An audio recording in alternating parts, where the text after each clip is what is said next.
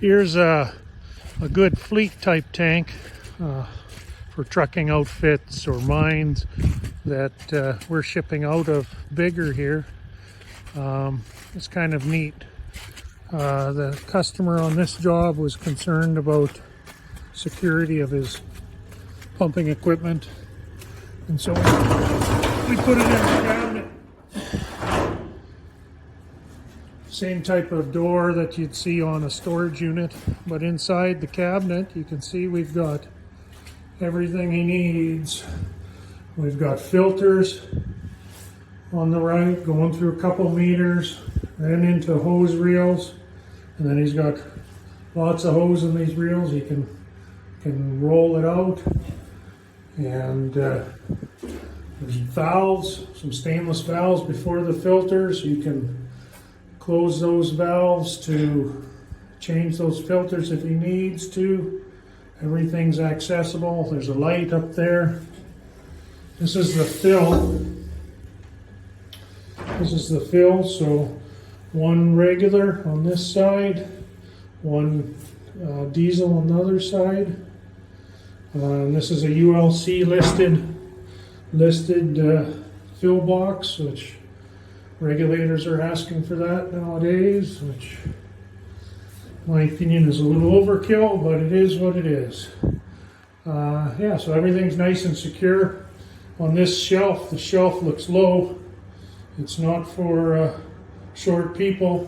The plan here is the customer is going to put his spill drum on top of that shelf, so it's going to be nice and handy. And we've got about 10 of these to make. This is the first one of the 10. Other neat thing about it is this cabinet. So we had a cabinet all pre-wired and made on this cabinet. So here's the switch for the lights. So there's going to be an overhead light that goes on that pole outside to kind of light the area, and there's a light inside the cabinet. This is emergency stop, and you're supposed to have emergency stops at these sites. And this up here is their overfill alarm. So, you know, tank 1, tank 2, and there must be a leak probe up there. Now inside the cabinet, this is where it's kind of neat. Everything's been pre-wired. So there's a tank gauge in here, right here, wireless tank gauge, or you can hook it up with a Ethernet connector, one or the other. It's a good tank gauge. Over here is the heater. It's a simple on-off auto, I guess auto or fan, and then you set the thermostat. So that's mainly for the tank gauge. It's got an LED display on it, and if it gets too cold, it's not gonna work. So the customer, when he gets to site, he's gonna drill through. The electrician will drill through the bottom of this panel.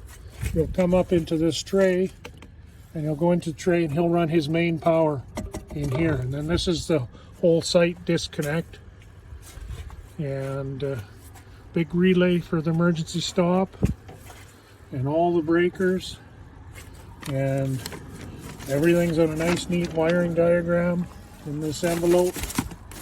And I think it's good.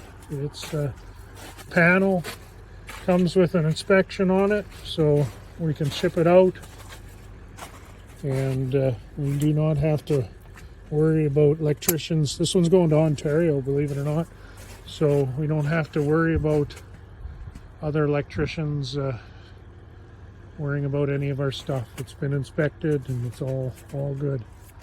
So the way we get away with this is the diesel end of the tank, and as you can see way down there, that's the gas end. So this isn't explosion proof and doesn't need to be under the code, but we can, we just keep it away from the hazardous area.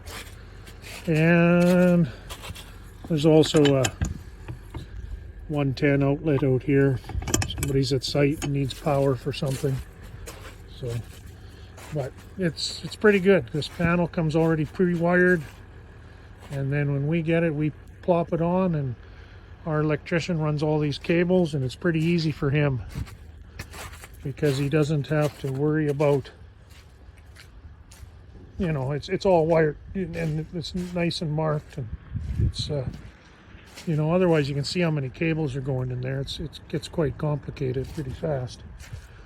Our standard stairs, which are all galvanized, this tank's shipping tomorrow, so the stairs are all folded down.